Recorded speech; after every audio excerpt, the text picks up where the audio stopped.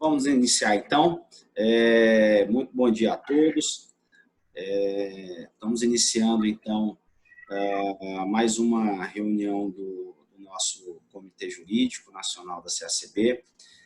Alguns colegas devem estar entrando na nossa sala, outros eu já vejo aqui que já estão presentes.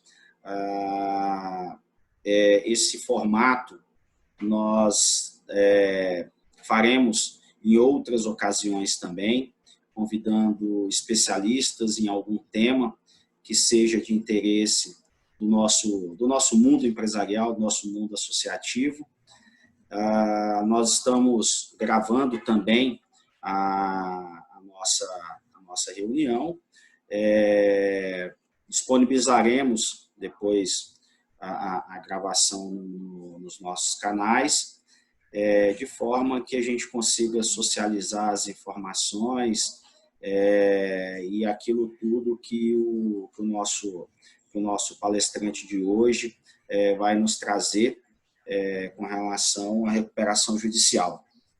Quero agradecer, primeiramente, então, ao Dr. Gildásio Pedrosa, um grande amigo de longas datas, e no início do ano nós tivemos aí a feliz coincidência de estarmos também numa jornada na Junta Comercial do Distrito Federal, com a nomeação dele. A minha veio antes, mas a dele veio depois, e foi uma grande satisfação também compartilhar muito do seu conhecimento do direito empresarial. Então, eu vou passar a palavra para o Dr. Gildásio, que vai fazer a sua explanação em aproximadamente 20 minutos, 25 minutos, e após ele trazer as informações que, no seu entendimento, é relevante, principalmente nesse momento que a gente vive, esse momento de crise, e a gente não tem dúvida nenhuma que será muito impactada a questão da recuperação judicial. A gente abre aqui para perguntas, para um debate com os participantes dessa sala. Então, Gildásio, por favor, a palavra está contigo. Oi, bom dia a todos. Só confirmar, estão me ouvindo bem? Legal. Estamos. Obrigado aí pelo convite, Eduardo. Assim, fico muito feliz, fico lisonjeado de participar da reunião. Soube agora há pouco que a maioria aí dos participantes é colega, então a gente fica mais à vontade para fazer uma defesa mais contundente de alguns pontos, de algumas críticas mais técnicas, e aí sem ter dificuldade do pessoal compreender. Sim, mais uma vez eu te agradeço aí a participação e vamos encarar esse tema aí, recuperação judicial, num momento que não podia ser mais relevante e mais importante da gente falar, já que a gente está volta a uma crise sem precedentes, né? Uma crise que pegou todo mundo aí de calça curta. Existe muita incerteza, a gente não sabe exatamente quais os efeitos ainda que ela vai provocar, o tempo que ela vai durar, e isso torna o cenário muito nebuloso, tanto para as decisões empresariais, para o empresário tomar decisão, como para o judiciário, o legislador, no sentido de absorver o impacto da crise. Então, acho que se tem uma palavra que pode definir o momento agora, é incerteza. A gente não tem elementos, mesmo depois de 3 meses, né, nós já estamos aí 3 meses dessa pandemia aqui. A gente tem a pandemia, parece que ela só vem se agravando, nós temos uma crise institucional e não tivemos, em relação à recuperação judicial, nenhuma resposta do Estado, do legislador. Então, o que nós temos hoje de cenário é um nada. Nós temos uma ação forte para aprovação de medidas de reforma ou de complementação no 101, que é a que rege recuperação judicial, mas efetivamente medidas no sentido de aprimorar o Instituto ou adaptar o Instituto ao momento, não foi aprovada nenhuma que merecesse destaque, né? Bem, eu sei que a maioria das pessoas são colegas, mas eu queria fazer assim rapidamente uma introdução da recuperação judicial, coisa muito rápida, até para eu destacar os principais pontos que eu considero do Instituto, minha análise como um operador da lei de recuperação judicial, até porque eu advogo para devedora, sou administrador judicial, advogo para credor nas recuperações judiciais, então a gente consegue ter aí um parâmetro de como a coisa está funcionando na prática, né? Então é essa visão que eu queria de trazer para vocês, né? Então a lei de recuperação judicial, ela está prevista lá a lei 11.101. Ela tem como objetivo principal a superação da crise econômica do empresário, né? Então, é um regime de insolvência voltado ao empresário, em especial o empresário regular, né? A falência se aplica ao empresário irregular, mas a recuperação judicial é um instituto voltado para o empresário. Então, não vou resolver com a lei de recuperação judicial problema de insolvência de pessoa física e de outras pessoas jurídicas equiparadas ao empresário. Então, a ideia aqui é reconhecendo a função social da empresa, a necessidade de manutenção de empregos, de arrecadação, de manutenção da concorrência, o legislador entendeu por bem criar um sistema em que fosse possível a superação da crise financeira, né? Para que fosse preservado a empresa e a sua função social, né? Então, ela é feita de uma longa busca assim, da sociedade para harmonizar assim, a pluralidade de interesses que serve a atividade empresarial, né? Porque é natural do empresário. Eu digo que o empresário é o quê? O empresário é um fazedor de contrato, né? Então, o empresário firma contrato com seus empregados, com seus fornecedores, ele, com o Estado, ele tem a obrigação de arrecadar tributos, então ele é um fazedor de contratos. Então, toda vez que eu tenho uma crise empresarial, ou eu tenho uma falência do empresário, eu vou envolver múltiplos atores. Ele não está sozinho navegando, é diferente de uma pessoa física. Então, eu vou envolver interesses dos trabalhadores, interesses dos fornecedores, interesse do Estado, interesse dos concorrentes. Então, eu tenho aí uma série de interesses.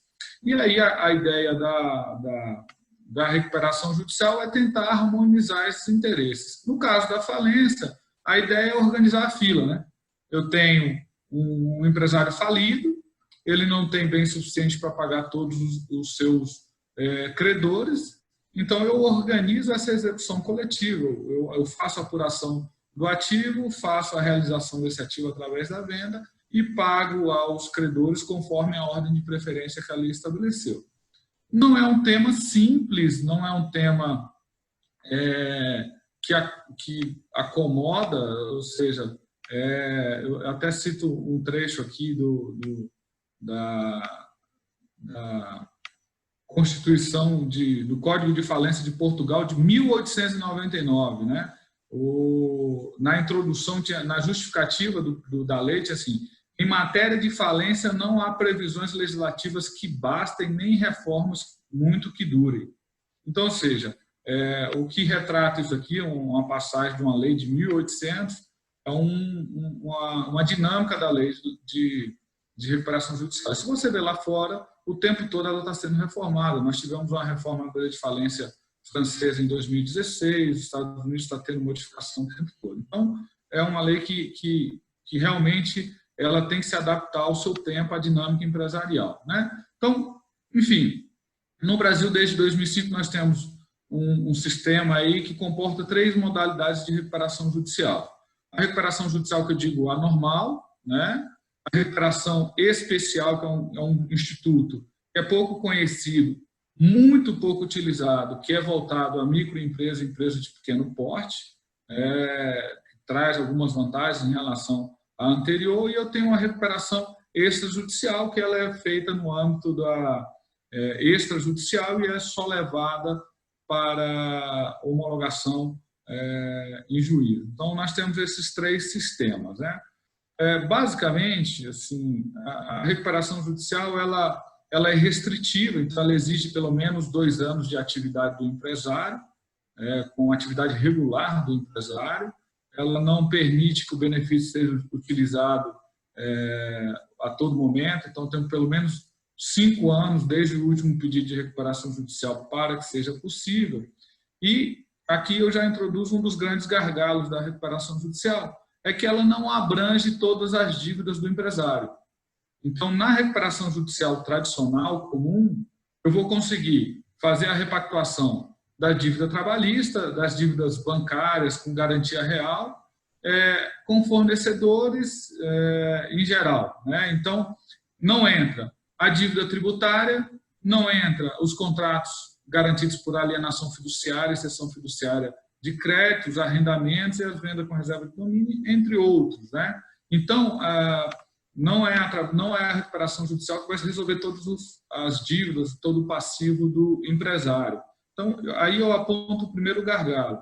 Primeiro gargalo por quê? O que eu vejo na prática? Nós estamos vindo aí de uma crise 2014, 2015, 2016.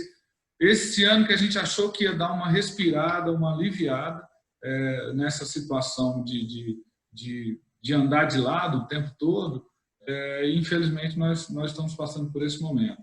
Mas o que eu observei nesses anos aí de atuação intensa nessa área?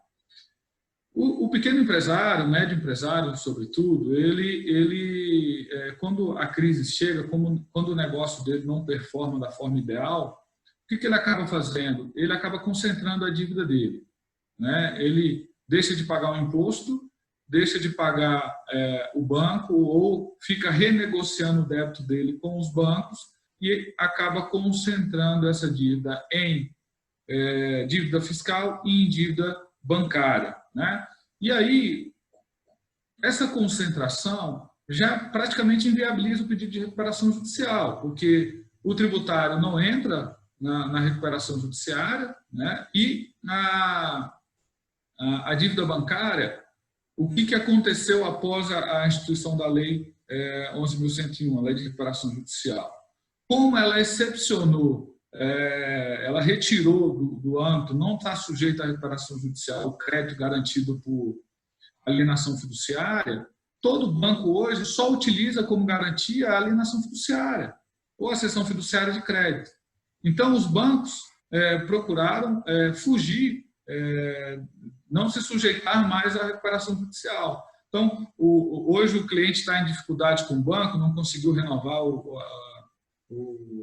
a linha de crédito dele, ou precisa pegar um empréstimo, a primeira coisa que o banco faz é pedir a garantia em alienação fiduciária, ou exigir o aval do sócio, dos familiares do sócio, o que também não resolve, a recuperação judicial não tem o escopo de resolver, porque o banco não vai poder cobrar da empresa que entrou em recuperação judicial e tem um crédito garantido por avalista, mas pode cobrar do avalista. Então, quando o cliente vinha a mim e falou, não quero fazer recuperação judicial, mas a dívida dele estava concentrada em banco, com alienação fiduciária, eu já descartava a hipótese. Estava garantida por aval do sócio. Falei, a gente resolve o problema da empresa, mas o problema vai bater lá na casa de vocês, na porta do sócio. E a dívida estava concentrada em banco, acabava sendo inviável o procedimento da recuperação judicial para a maioria dos casos. Assim, 2016, 2017, eu atendia assim, praticamente 4, 5 empresários por mês, e desses, um ou até menos, tinha aí um cenário favorável a pedir a recuperação judicial. No mais, eles estavam, assim, o procedimento da recuperação judicial não te serve, né? Aí, outros gargalos, outras dificuldades. A contabilidade não estava redonda, né?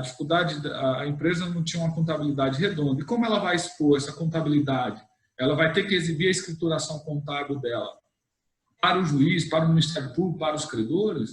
Quando eu falava, como é que está a contabilidade? Não está muito legal. Eu falei, outro problema. Então, isso é um outro gargalo aí para procedimento de recuperação judicial, né? Então, outro problema que nós temos aí da recuperação judicial, cenário atual falando, né? Nós não temos, temos um preconceito muito grande com o procedimento. Então, o empresário, ele não quer fazer o procedimento de recuperação judicial, porque aí ele vai ser exposto, né? Vão bater um carimbo na testa dele de caloteiro, que é um grande equívoco, é um tabu mesmo da nossa sociedade.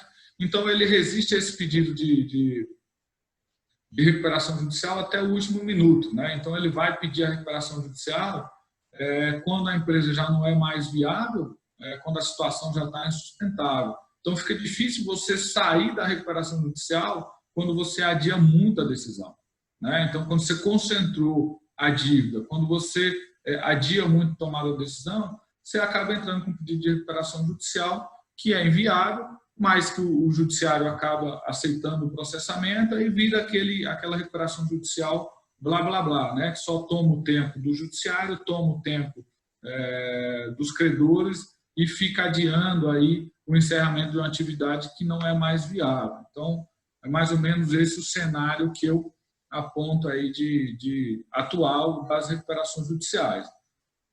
No âmbito das grandes empresas, que é um cenário diferente, né? Então, nós tivemos aí, nesse período, recuperação da Oi, recuperação da Odebrecht, recuperação da OAS, até da OGX.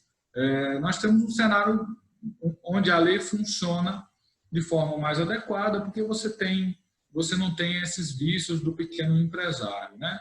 Aí a gente pensa, pô, então a solução para o pequeno empresário seria a recuperação ME e EPP. Como é que é essa recuperação que a gente chama de recuperação especial?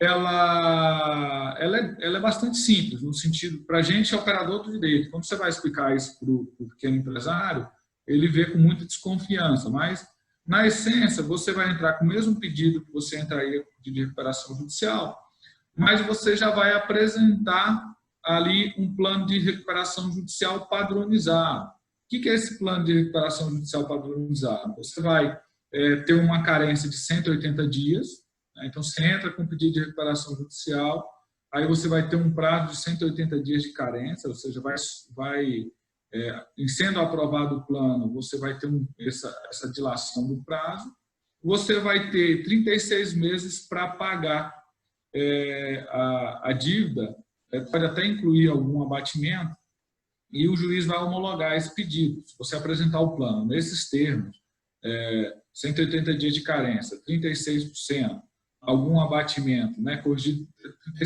36 parcelas, corrigido pela Selic, até permitindo aí algum abatimento, o juiz não vai convocar a Assembleia de Credores e vai aprovar esse plano de recuperação judicial, vai conceder a recuperação judicial, você vai ter que pagar nesse período, né? Antigamente, a queixa em relação a essa recuperação especial era justamente a taxa Selic, que era muito alta, 14%, 13%, 12% ao ano.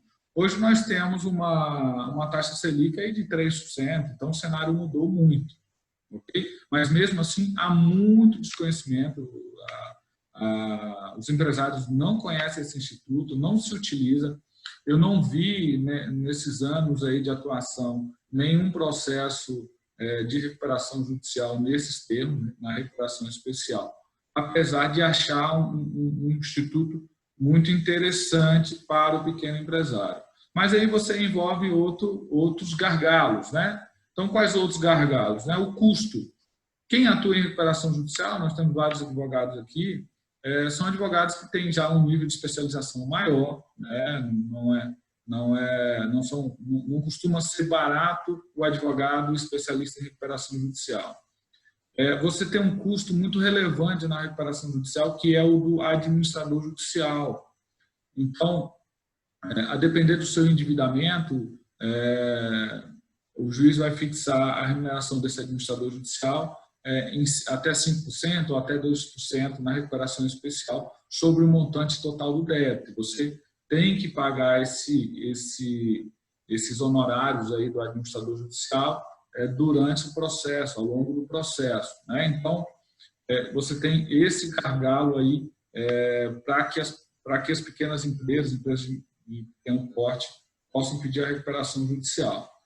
Aí, além disso, uma morosidade do judiciário absurda, né? Assim, os processos de recuperação judicial deveriam, pela sistemática que foi implantada pela Lei 11.101, durar no máximo 180 dias. E não é isso que a gente vê.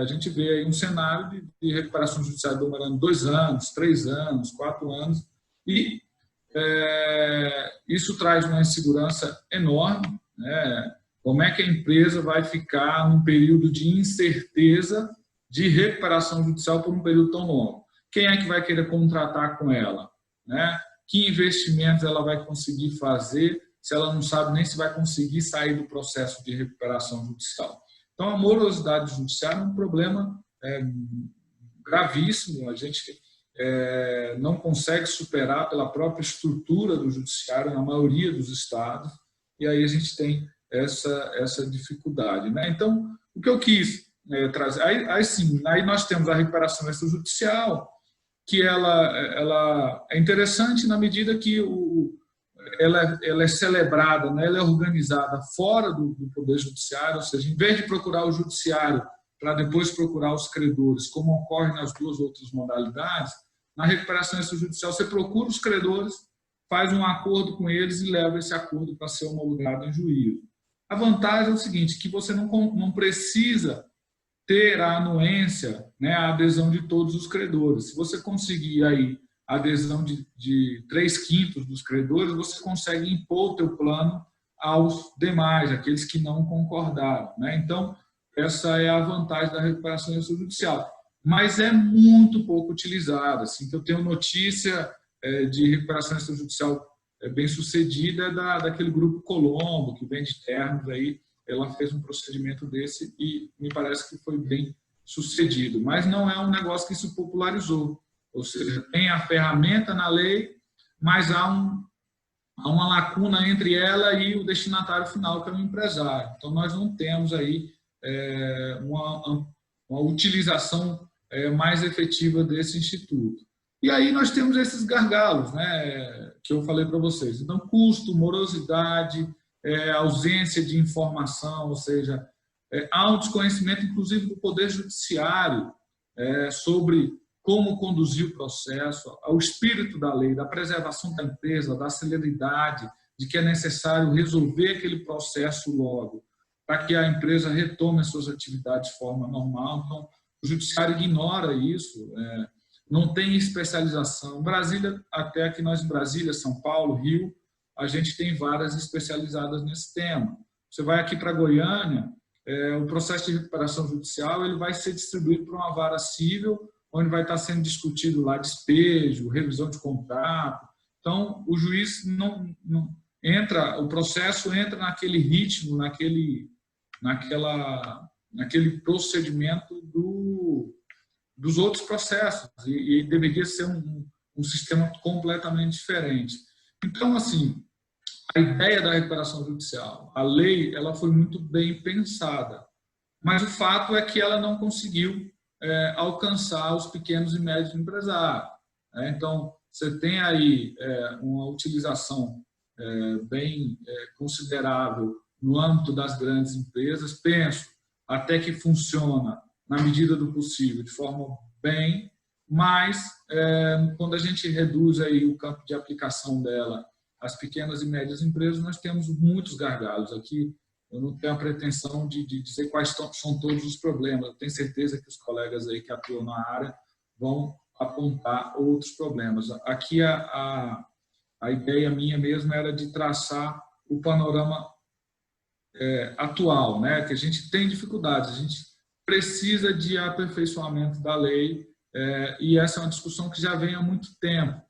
E aí, a gente entrando nessa parte de aperfeiçoamento da lei, o que tem que ser feito para superar isso? Então, nós tivemos uma alteração na recuperação especial ali em 2014, 2015.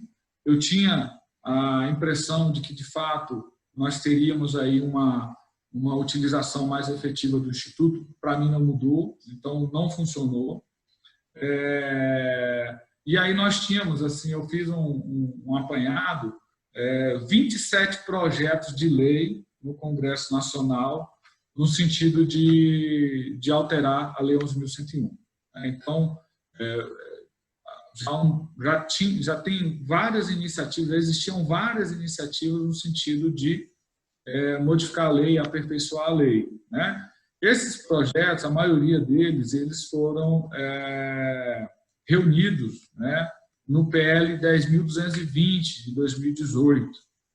Então, eu cheguei a fazer um estudo bem aprofundado desse PL, é um PL que veio do Poder Executivo, foi elaborado por técnicos do Ministério da Economia, com a parceria de alguns doutrinadores, né, juízes, e veio um projeto muito ruim, né, um projeto que tentava solucionar alguns problemas, de fato tinha alguns avanços, mas, no geral, parecia que o objetivo do projeto era assegurar o crédito fiscal, né? Então,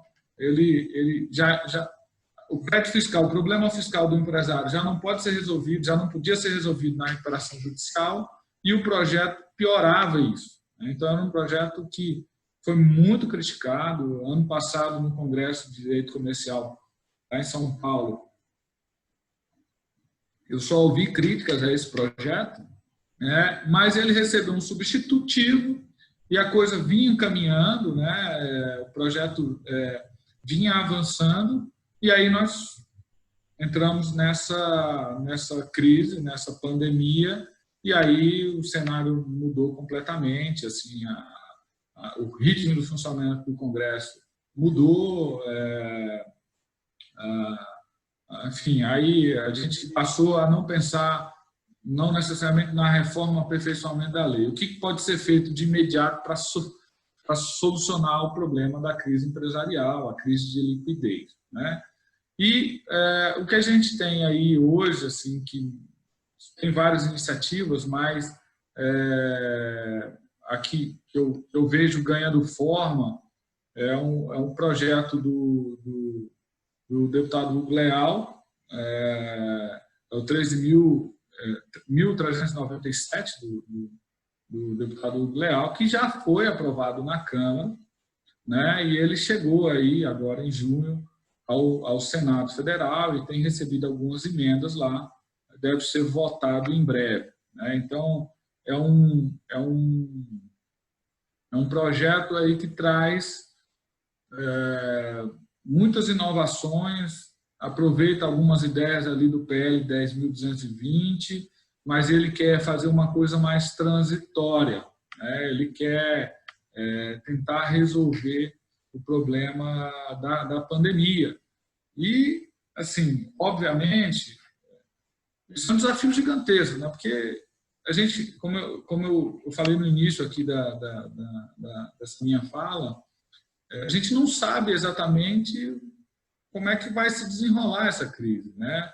Então, qualquer medida assim, geral, genérica, né, que inclua todos os ramos do empresariado, os pequenos empresários, grandes empresários, a gente tem um risco enorme aí de cometer erros, porque você tem setores que estão sofrendo demais, pensar shopping center, pessoal da área cultural, pessoal de eventos, eles estão passando por uma situação muito difícil, né? As atividades foram interrompidas, e você tem, de outro lado, empresários que estão saindo muito bem nessa crise, né? A crise tem sido oportuna para eles, né? Pessoal, rede de supermercados, né? Pessoal da área de saúde, enfim, você tem aí várias empresas de alguns ramos da atividade econômica que estão saindo bem. Então, você fazer uma lei, né, que aplique aí uma moratória geral ou um regime específico ou não específico, né, abrangente para todo o empresariado, você corre aí uma chance muito grande de cometer erros, né? Eu, particularmente, defendo que o que a gente precisa de imediato é resolver a crise de liquidez. O que acontece quando nós vivemos uma pandemia como esta agora? crise de liquidez. Então, os bancos não querem emprestar, né? Ninguém quer fazer contrato de longo prazo, ninguém quer se comprometer, as pessoas ficam com medo. O cenário agora é de incerteza, de medo, e as pessoas não querem contratar. E os empresários que estão com o seu negócio fechado, eles não têm recurso para poder manter as suas atividades e nem muito menos para retomar essas atividades. Então, essa crise de liquidez, eu acho que ela não vai ser resolvida através de uma alteração da Lei 11.101. Eu não penso que isso vai ser resolvido. Eu acho que programas, até como foi lançado recentemente, em que o governo garante aos bancos o crédito que foi emprestado, ele é muito mais efetivo, porque aí ele permite a captação de linhas de crédito. E o PL não vai fazer isso, né? Na verdade, ele atenta contra essa crise de liquidez. Porque se você é banco, instituição financeira, você tem uma demanda de crédito, você tem os seus clientes precisando de um socorro financeiro, e você tem no Congresso tramitando um projeto que prevê uma moratória, prevê um desconto, prevê uma renegociação forçada dos créditos. O que você, banco, vai fazer? Você vai segurar, você não vai emprestar, né? Então, a gente tem aí que ter muito zelo, muito cuidado com a condução desses projetos. Mas a ideia aí do PL, né, que está avançando, que provavelmente vai ser aplicado, não sei se vai ter alguma efetividade, e eu tenho medo também que ele não seja transitório, ele seja definitivo, né, porque a gente tem essa cultura no Brasil. A ideia dele é criar um sistema prévio, né, um sistema em que o empresário possa renegociar suas dívidas antes de ir ao judiciário, né? Então, assim, eu vou fazer rapidamente, para finalizar a fala aí, já que eu estou estendendo o meu tempo, eu vou destacar aqui alguns pontos do projeto de lei que eu achei importantes. Então, o primeiro ponto ele é transitório. A ideia do PL é que ele se estenda durante esse período da crise. Então, ele fixou aí como termo inicial março, né? 20 de março de 2020. E aí a ideia é mudar de forma transitória a lei de recuperações judiciais durante esse período aí, tá?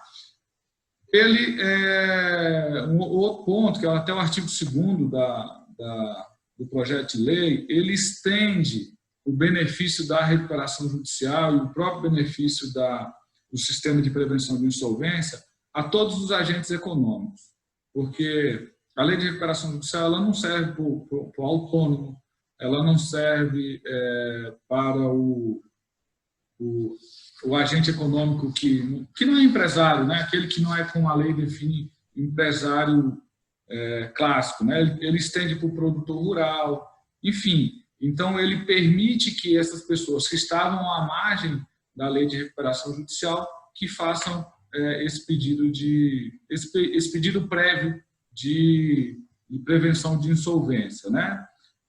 A única figura que ele vai excluir aí é o consumidor final, que a pessoa que também é um agente econômico, mas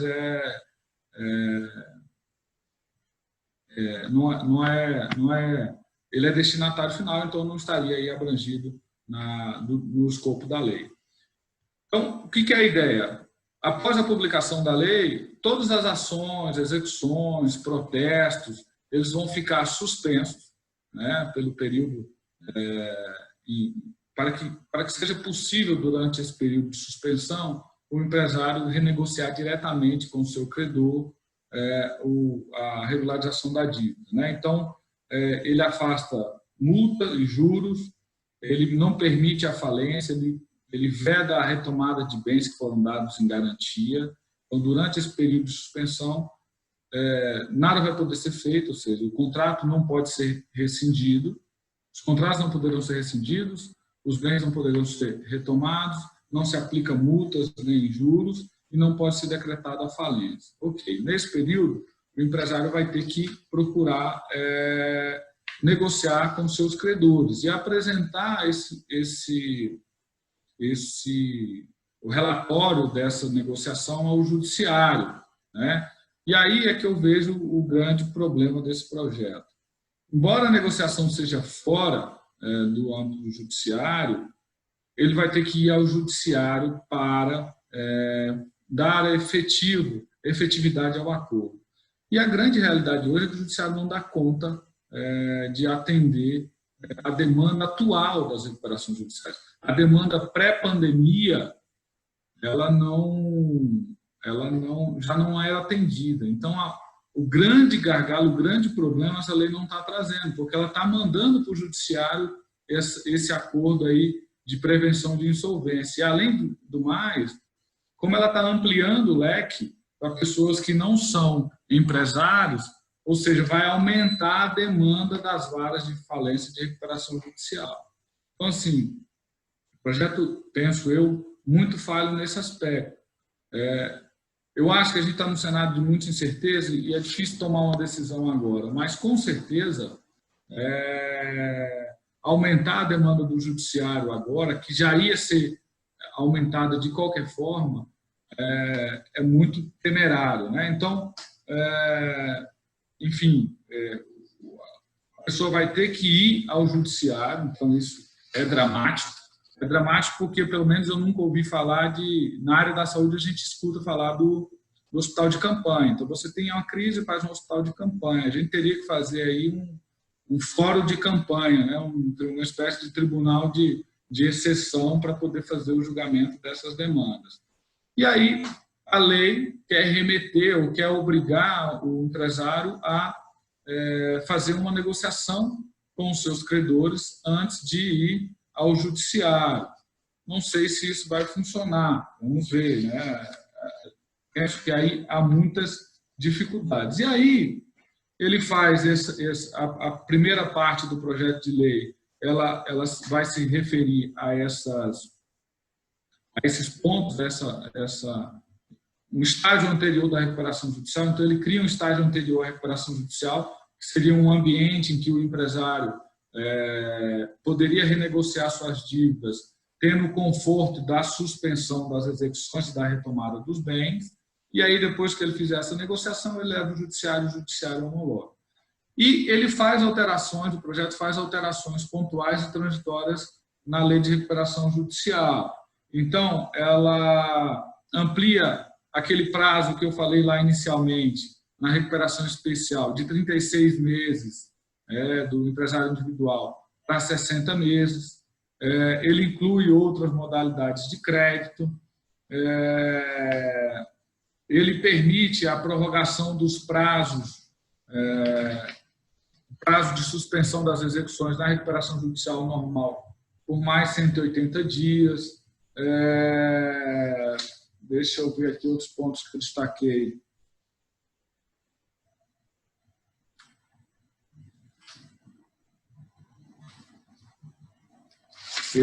O empresário não vai poder ter o registro cassado na junta. O limite do pedido de falência, né, que hoje é 40 salários mínimos por impontualidade, ele aumenta para 100 salários mínimos, com a forma de criar barreiras para o pedido de falência do empresário.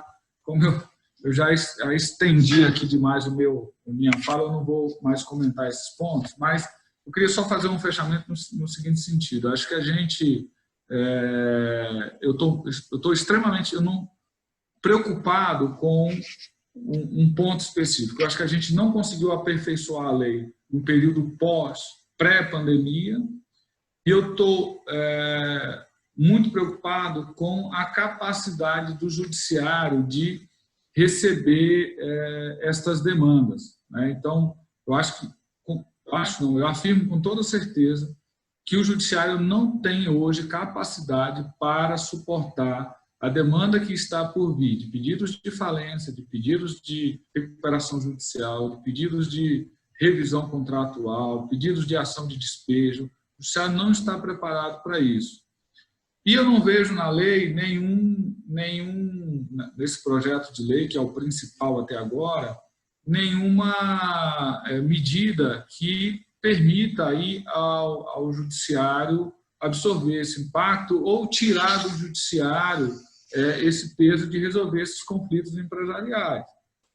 O que eu estou vendo aí é uma mobilização do CNJ, do STJ, de alguns tribunais estaduais, de fazerem, de tentarem absorver essas demandas através da resolução de outros sistemas alternativos de resolução de conflito, mediação, conciliação. Então, o Tribunal de Santa Catarina, o Tribunal de São Paulo também já tem feito isso, estão criando órgãos específicos, né, câmaras de conciliação, para tentar diminuir aí esse volume aí de demandas que estão por vir, que já começaram, já houve um aumento significativo de quase 60% nos pedidos de recuperação judicial, e eu acho que isso vai demandar muito mais, porque o empresário ainda está esperando aquele socorro do Estado. O cenário ainda está muito turvo para ele tomar uma decisão se vai pedir a recuperação judicial ou não, né? Isso na maioria dos casos. Então, ele está esperando uma linha de crédito, ele está esperando uma moratória dos tributos, ele está esperando, de alguma forma, alguma iniciativa do governo no sentido de amparar. E aí ele vai adiando a recuperação judicial dele, vai agravando esse cenário de crise, e fatalmente aí, até o final desse ano, e principalmente no ano que vem, a gente vai ter um volume muito aumentado de ações. E as únicas iniciativas positivas que eu estou vendo não são legislativas, mas dos próprios tribunais, de tentar, como a gente fez na área da saúde, diminuir a curva, né? Diminuir a curva para que o judiciário dê conta de toda essa demanda. Então, em linhas gerais, este é o cenário aí que eu aponto para a recuperação judicial hoje. Muito bacana, Judásio. A gente já vem estudando também essa questão da curva que deve se aumentar com esses processos de pedido de recuperação judicial. Acho que ontem mesmo eu te copiei algumas matérias, inclusive do próprio ministro Felipe Salomão, preocupado e tentando incentivar principalmente a mediação como uma forma de tentar desobstruir, né, o poder judiciário, mas a gente vê que na prática também não vai funcionar bem, né, porque o Estado não tá preparado para enfrentar com pessoas qualificadas, capacitadas para atuarem no volume que a gente acredita pelo cenário que vai exigir. Eu gostaria de abrir aqui, então, para os nossos integrantes dessa sala, caso queiram formular alguma pergunta, fazer alguma consideração dentro daquilo que o Judásio nos trouxe como cenário, como não só o cenário que a gente tem, mas o cenário legislativo também, que é uma matéria que a gente acompanha aqui enquanto comitê jurídico. Fique à vontade para fazer uso da palavra.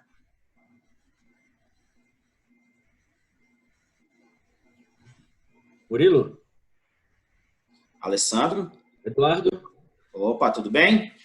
Eu pensei que o Murilo queria falar antes, mas eu posso começar aí para variar um pouco? Opa, vamos lá. Bom dia a todos. Caro doutor Judásio, muito obrigado aí por sua disponibilidade. Eu queria formular uma pergunta breve sobre esse último ponto da recuperação simplificada e essa transitória, né, para esse período de pandemia.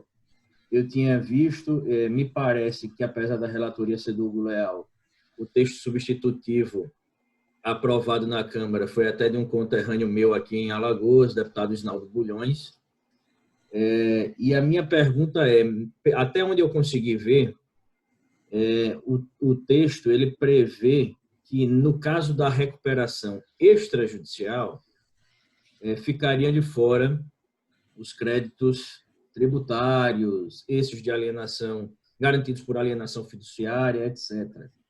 O que me levou a presumir que, na hipótese de recuperação judicial, esses estariam abrangidos, mas, de fato, eu não li o projeto, o texto que foi aprovado, e não sei se você teria uma informação mais precisa nesse particular. Seria isso ou continuam de fora? Não, eu também tive essa impressão, isso está até aqui, você foi falando, quando falou recuperação judicial, imaginei essa questão, né? Porque ele coloca aqui, exceto os créditos de natureza trabalhista e tributária, e aqueles previstos no artigo 49, que é justamente da alienação fiduciária, cessão fiduciária. Eu entendo que permanece de fora.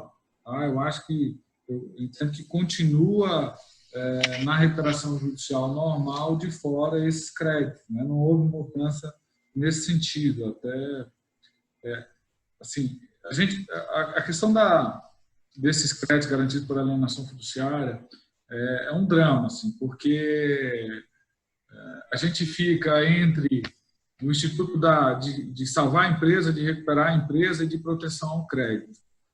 O crédito ele é movido pela segurança jurídica, né? Então, toda vez que você adota uma medida, ainda mais uma medida excepcional como essa, que mexe na segurança do recebimento pelo credor, o que você tem naturalmente é crise de liquidez. Ninguém vai emprestar dinheiro se você tem uma situação como essa. O crédito é essencial na atividade econômica. Então, o embate é muito grande entre os fornecedores de crédito, né, os bancos, e o outro lado, né, do empresariado, né, porque se fazer uma recuperação judicial e não poder negociar a maior parte dos seus créditos, perde o sentido, né, o instituto, só para você não resolve a maior parte do problema. E, sim, complementando o senhor, entendo que não houve modificação nesse ponto.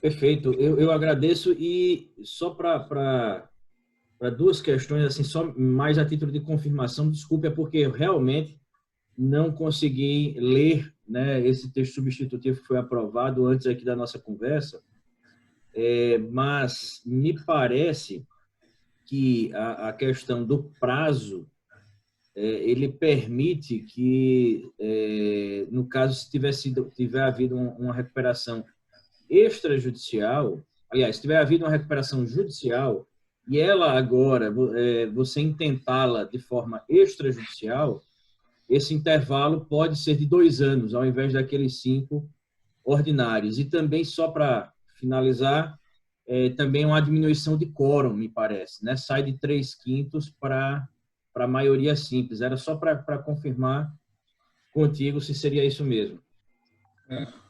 A questão, você fala na recuperação judicial, não é isso? O quórum? Isso. Ele saiu de 3/5, foi para 1/3. Não foi para a maioria, não. Eu entendi que 1/3, desculpe, viu? Eu entendi que o 1/3, ele poderia já propor, apresentando 1/3, mas que ele se comprometeria de, num determinado prazo, de apresentar a concordância ou a anuência dos demais. Eu não sei se eu vi errado, tá? Deixa eu até... Ele coloca assim, né?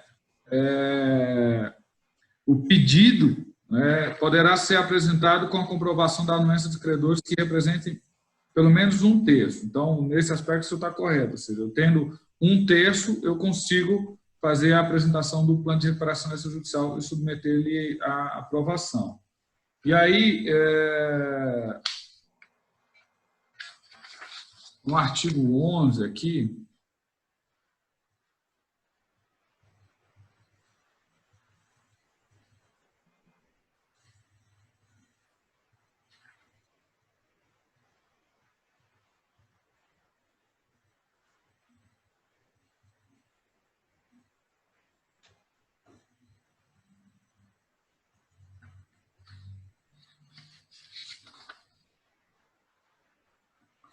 o que limitou o prazo é aqueles 5 anos, né? Ele passou a ser 3, né? Acho que é uma da observação do senhor, né? Não vai, na verdade, fica dispensado aquele prazo de 5 anos para você pedir.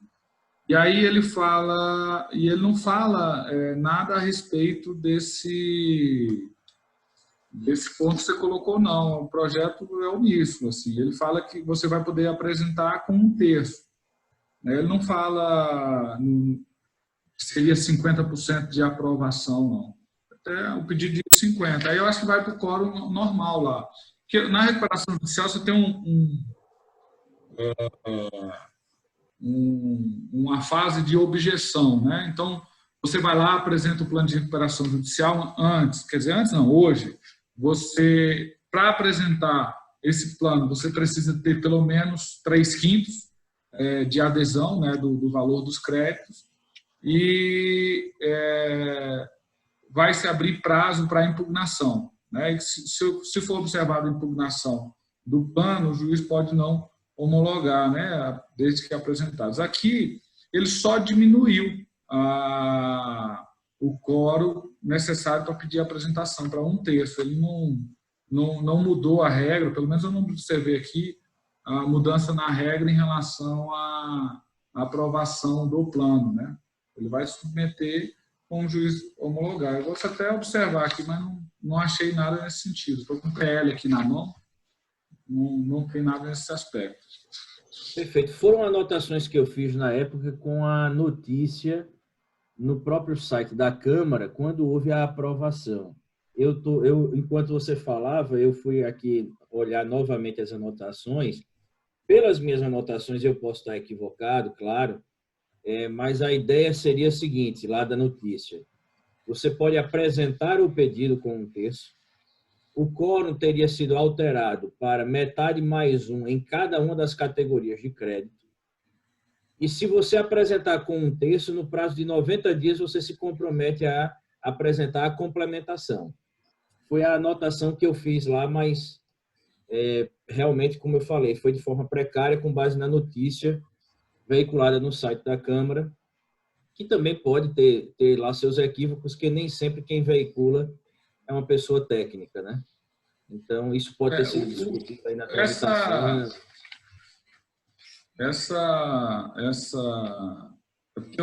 Assim, são 2 aspectos e a confusão é normal, porque é o seguinte: como o PL está prevendo um plano de negociação preventiva, né, uma espécie de negociação preventiva, que essa negociação preventiva ela pode vir a se transformar numa recuperação extrajudicial ou judicial, acaba confundindo um pouco com a recuperação extrajudicial que já existe hoje, né? Então, essa questão dos prazos aí de quórum de 50, não vejo modificações aqui na lei. Eu estou com o PL que foi aprovado, porque, na verdade, também, a nossa dificuldade o PL é apresentado, aí ele vai sofrendo emendas, mas o texto que eu estou aqui é o texto que foi enviado da Câmara para o Senado. Não tem nada a respeito disso, de diminuição do quórum de aprovação. Eu vou até observar com calma aqui de novo, mas não observei, não. Perfeito, muito obrigado, hein? Nada, estamos à disposição.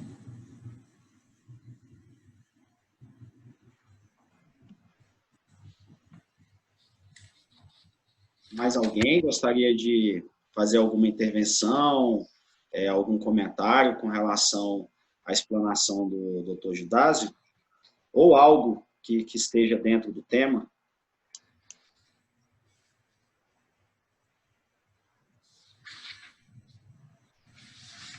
Na questão da recuperação especial, viu? Enquanto o pessoal está pensando, você sabe como eu sou, Eduardo.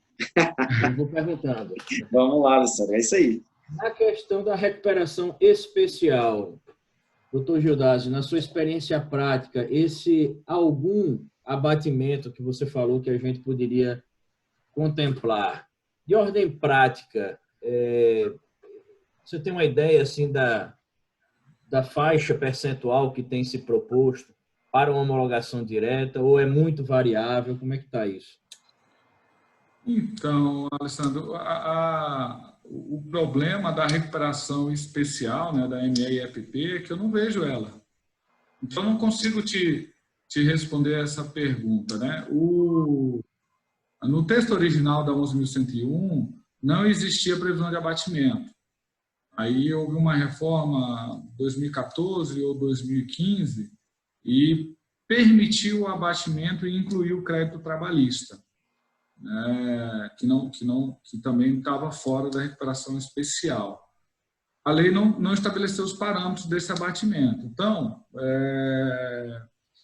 o que vai determinar a gente chama de deságio, esse abatimento aí, é o sentir do empresário, né? Porque é o seguinte, ele vai apresentar lá. Então, eu tenho uma dívida de 1 milhão, vou uniformizar, vou apresentar um abatimento de 30%, um pedido de abatimento de 30% nessa dívida. E eu vou apresentar o plano. E vou ficar aguardando a objeção dos credores. Se nenhum credor, ou se a quantidade mínima de credores exigida não apresentar oposição, o plano vai ser homologado. Então, assim, na ordem prática, o que eu recomendaria para fazer uma recuperação especial com abatimento o empresário está muito calcado na negociação com os seus credores, pelo menos combinado, né, ou acordado com a maioria para que não apresente oposição. Porque, senão, se ele não tivesse segurança, é melhor ele pedir sem abatimento. Porque aí, se ele pedir sem abatimento, só o parcelamento, ele não vai ter dificuldade, o plano vai ser homologado, não há razão para a oposição, né? O plano está igual à lei. Então, essa mudança na legislação que ocorreu em 2014, 2015, me deu muita esperança de que o Instituto ia se popularizar, mas não aconteceu na prática, então não consigo te dizer na média como é que tem funcionado. Brasília, Goiânia, tá? Onde eu atuo, eu nunca vi, desconheço o processo de recuperação especial, tá? Não sei no estado do senhor. Até tenho curiosidade, se tiver conhecimento aí de algum, é interessante.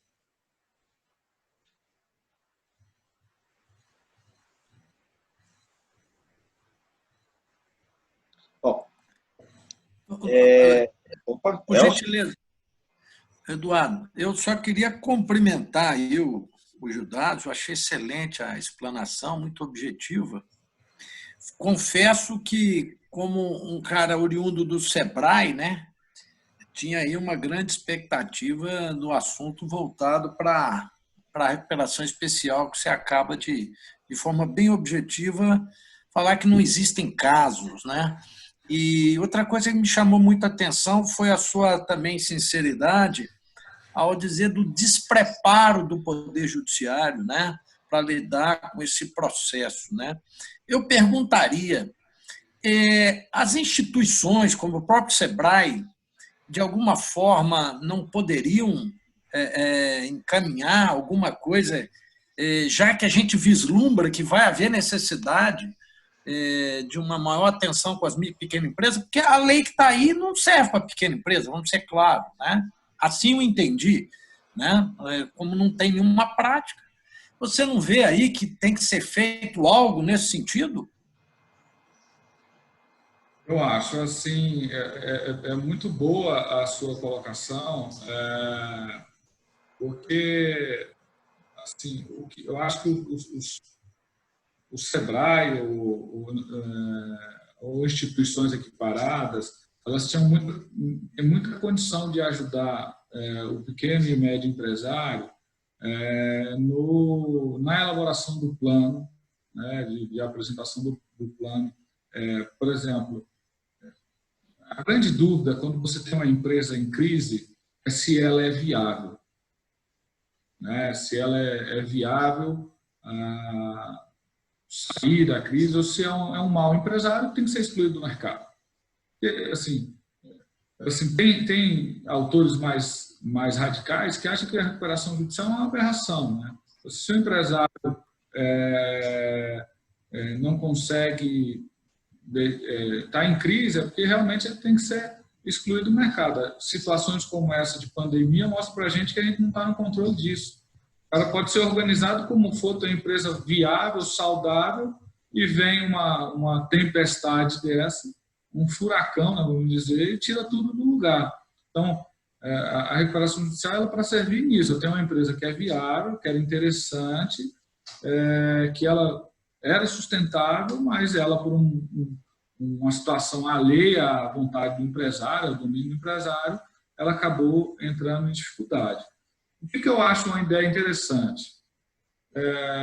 Por exemplo, se o plano de recuperação judicial ou o plano de recuperação especial viesse chancelado pelo SEBRAE, né, pelo consultor do SEBRAE, no sentido de apontar a viabilidade da recuperação judicial, né, isso daria ao judiciário e aos próprios credores uma segurança para aprovar aquela recuperação judicial.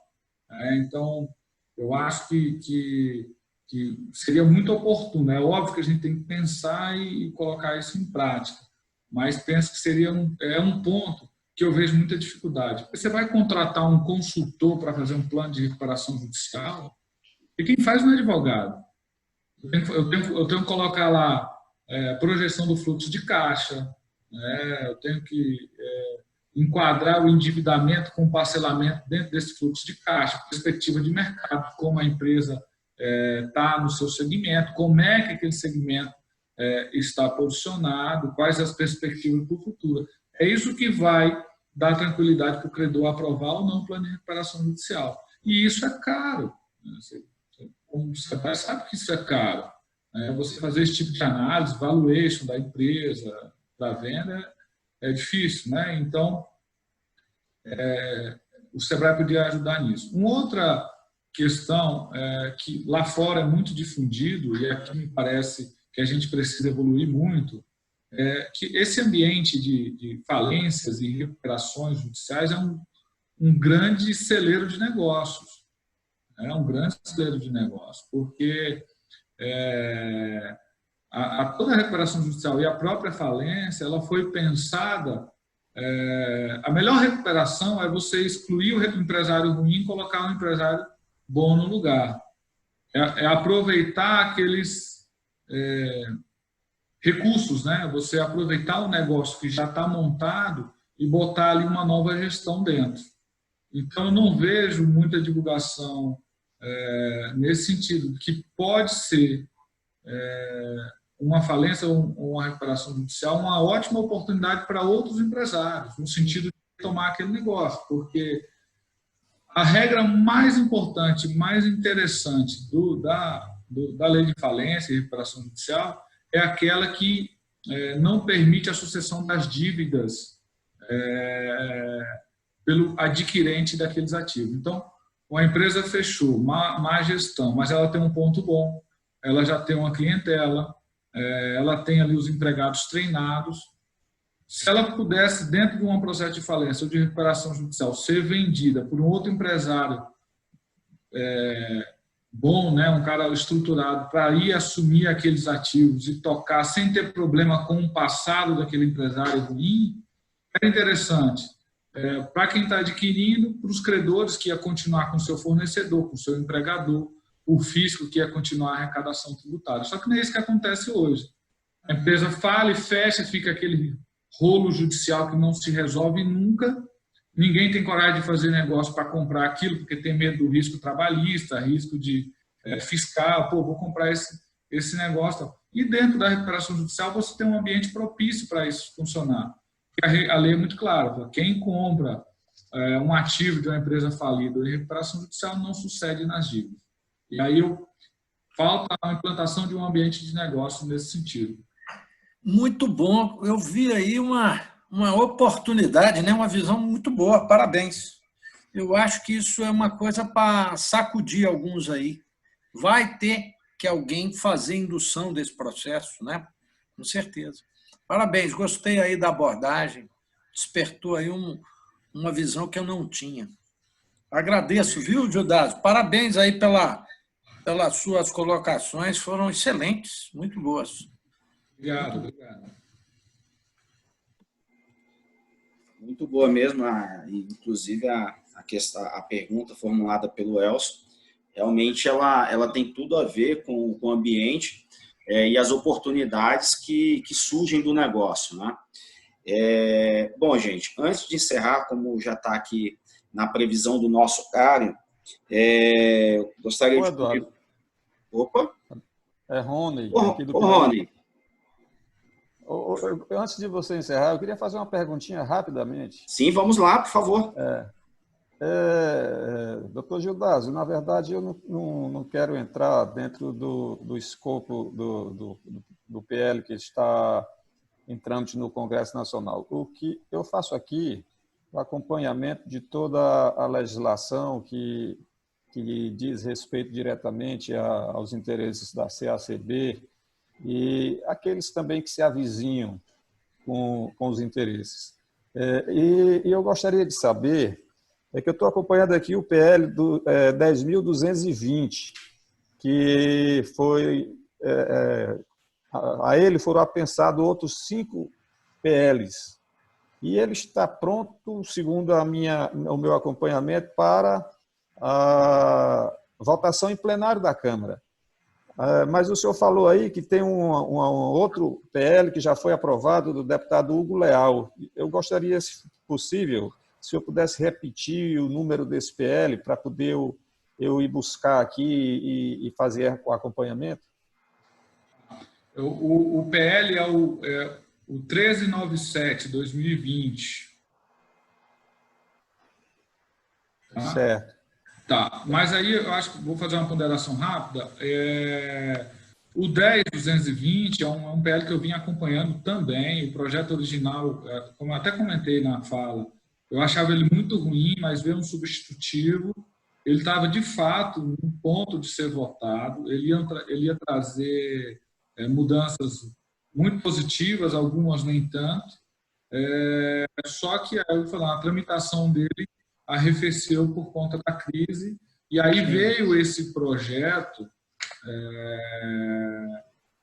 que traz algumas ideias do 10.220, esse PL aí que está para ser votado no Senado, mas ele tem as modificações que ele traz são de caráter transitório, né? As modificações do PL 10.220, eles são de caráter permanente, eles quer de fato atualizar a lei em vários pontos e traz mudanças interessantes. Assim, se já tivesse sido aprovado, a gente já tinha algumas ferramentas para lidar com essa crise agora. Criação de varas especializadas, varas regionalizadas, para diminuir esse maior problema que a gente vai ter, que eu acho que é o gargalo do judiciário. Ok, muito obrigado pela resposta. Legal. Então, fazendo algumas considerações aqui, conforme eu comentei no início, né, a nossa reunião aqui ela foi gravada, ela vai subir lá para o nosso canal do YouTube. Caso tenha algum colega que não pôde estar presente e que o conteúdo é de relevância, eu vou, pelo menos aos participantes que aqui estão, e lá no nosso grupo do Comitê Jurídico, disponibilizar o link da gravação. Aos colegas aqui das federações, eu acho que é muito oportuno. Eu tive, nesse interstício de tempo, alguns, como Campina Grande, Rondônia, Tocantins, me pediram a gravação por não poderem estar presentes. Na próxima semana, nós estaremos aqui no mesmo horário, e o tema vai ser os impactos tributários decorrente da crise que nós estamos vivenciando. Eu devo divulgar amanhã, né, só a questão de alguns ajustes que nós estamos fazendo, e a ideia é que a gente tenha aí uma apresentação, uma palestra com alguém que tenha notoriedade dentro de um determinado assunto por semana. Nós vamos fazer da mesma forma, seguindo o formato de hoje. Tá? Muitas das coisas que o Dr. Gildásio trouxe, nós vamos depois conversar com ele. Viu, Gildásio? Não se livrou, não, viu? Não é só fazer a apresentação e sair correndo, não. É que a sua percepção é muito válida e aquilo que a gente pode, sempre que a gente consegue interferir, inclusive no texto legislativo, a gente tem feito isso. Tá? Então, não tenha dúvida. Em breve, nós vamos estar lançando um curso específico sobre o tema, e o Gildásio vai ser o nosso facilitador. Isso aí vai ser uma outra iniciativa, mas eu gostaria já de comentar aqui com vocês. E gostaria aí de agradecer a presença de todos, as intervenções foram bem oportunas. E, para finalizar, eu passo aí a palavra para o Gildásio, para ele fazer suas considerações finais.